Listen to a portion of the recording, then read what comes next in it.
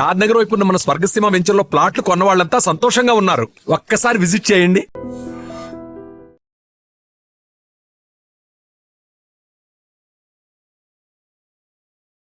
Hi hello నమస్తే, welcome back to our channel. నేను మీ వైషు.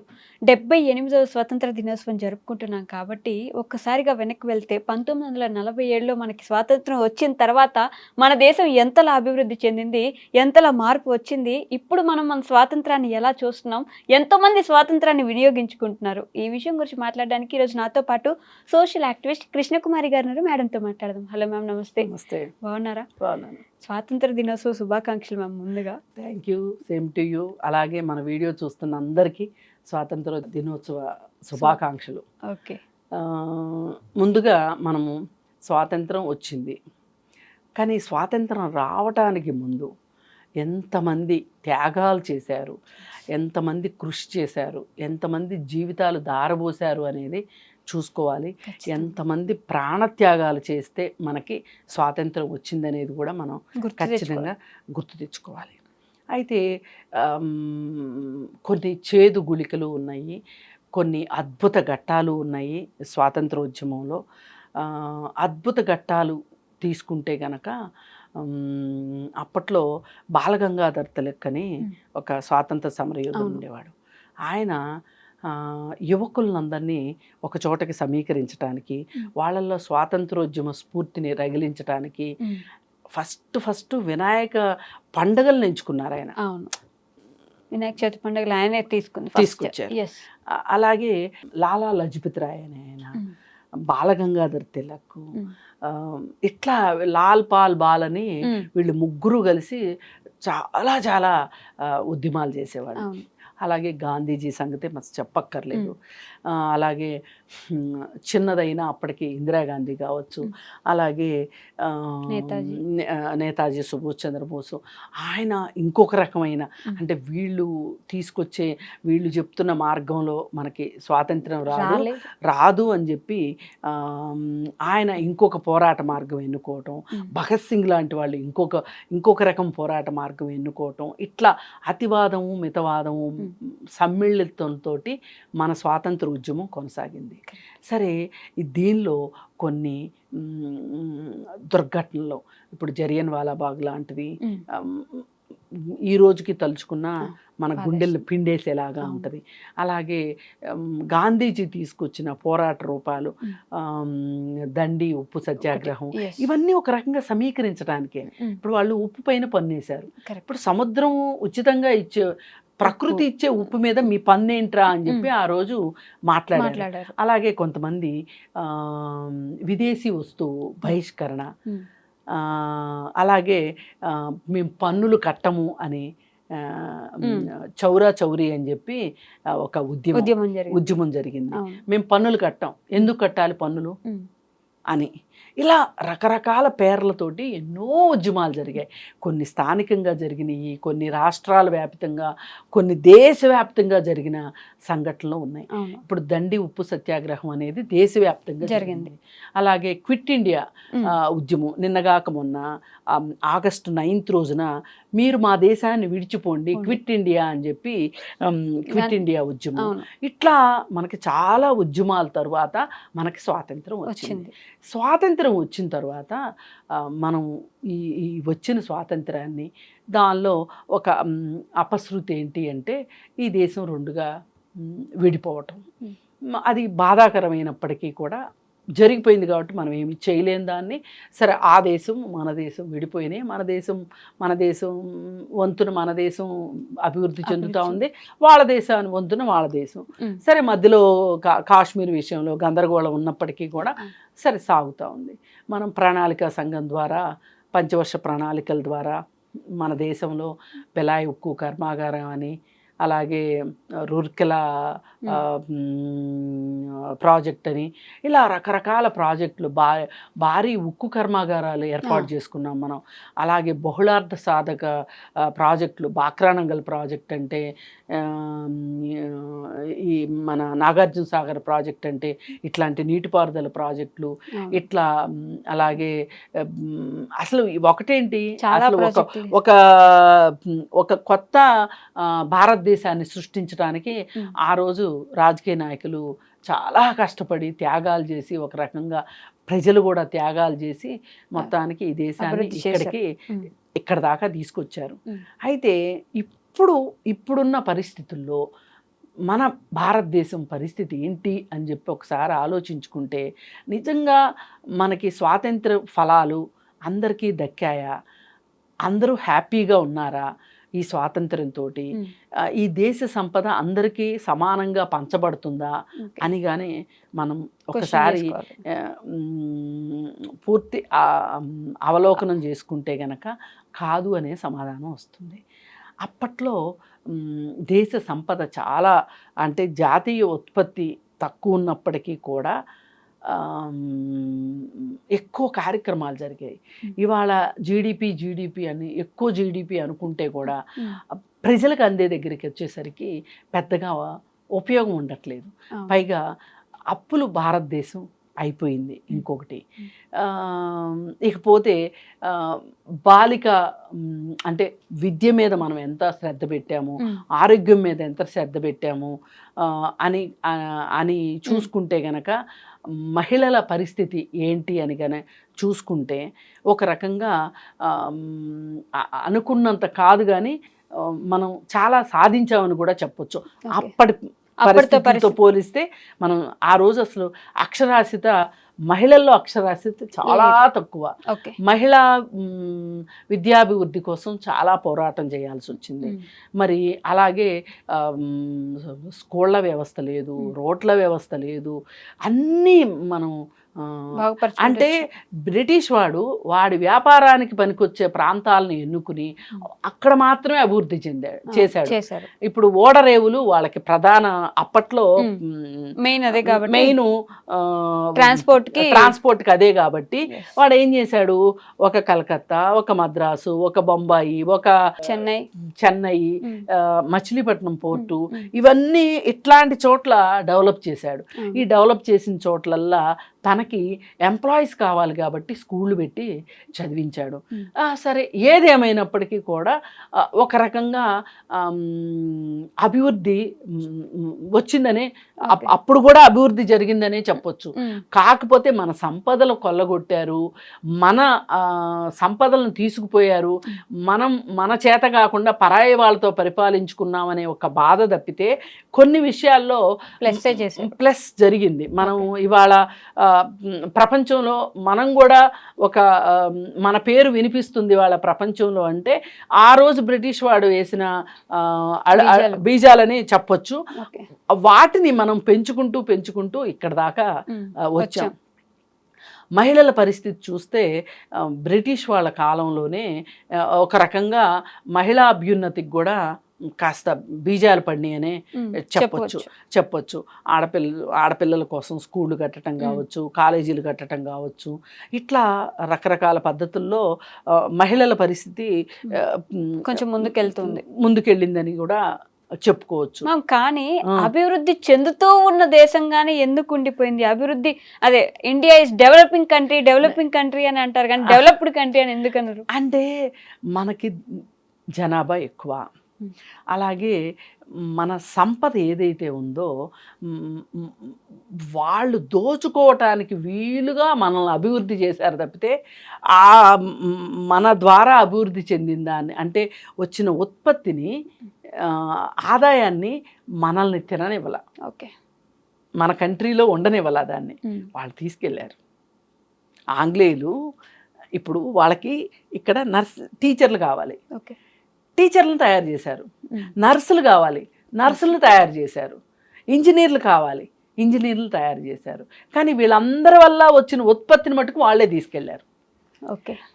ఇప్పుడు నేను అందుకే ఒక రకంగా అని ఒత్తి పలుకుతుంది, అందుకు అలా చేశారు. సరే, ఏది ఏమైనా ఇక్కడ కట్టిన బిల్డింగ్లు ఇక్కడే ఉన్నాయి, ఇక్కడ చదువుకున్న వాళ్ళు ఇక్కడే ఉన్నారు కాబట్టి సరే అభివృద్ధి చెందింది అనుకున్నాం.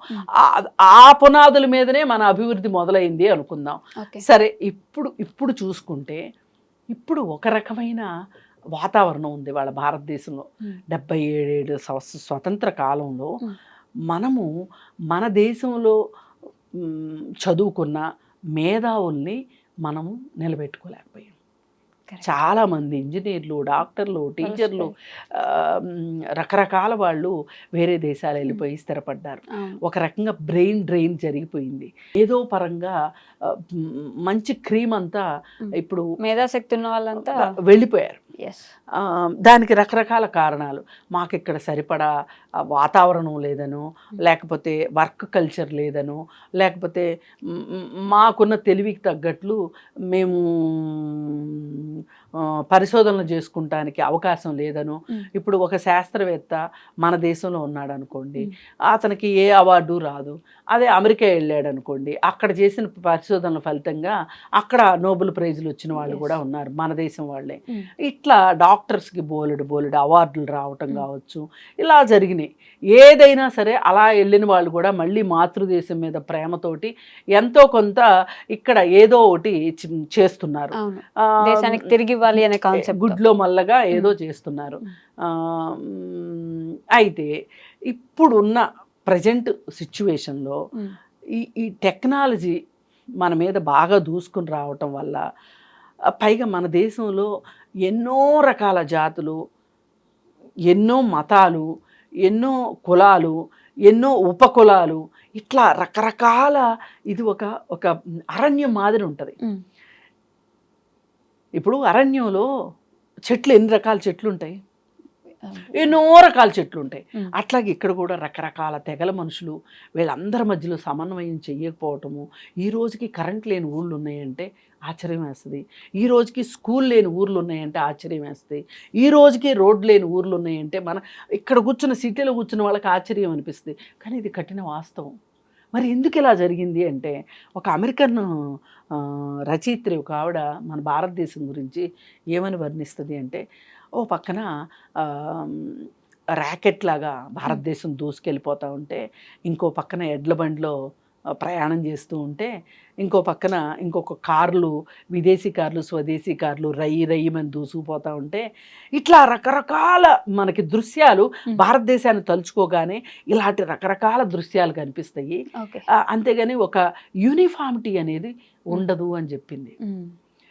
కానీ అన్ని దేశాల్లో అంతే ఉంటుంది కదా. అట్లా మరి ఇది కూడా ఇంత డిస్పారిటీస్ ఉండవు. అంటే ఇప్పుడు ఇక్కడ చూడండి, ప్రపంచంలోనే అత్యంత ధనవంతులు మన దేశంలో ఉన్నారు. ఈ 90% డబ్బులు 40% మంది దగ్గర ఉన్నాయి. మిగతా 10% డబ్బులు మిగతా పూర్ దగ్గర ఉన్నాయి. మరి ఇది ఎంత ఆశ్చర్యకరమైన విషయం. ఎందుకు ఇలా జరిగింది, ఎందుకు ఇంత అసమానతలు ఉన్నాయి అంటే, అందుకే ఈ పేద ధనిక వ్యత్యాసాల గురించి చెప్పాలి అంటే, సముద్రం అంత పేదరికంలో దీవుల్లాంటి సంపద, దీవుల్లాంటి ప్రదేశాల్లో ధనవంతుల దగ్గర అలా ధనం పోగుబడింది.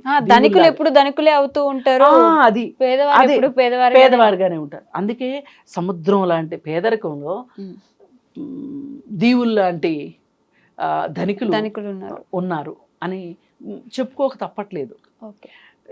ఇప్పుడు ఇంకా ఈరోజు ఇవాళ కొత్తగా వచ్చిన నినాదం ఏంటంటే,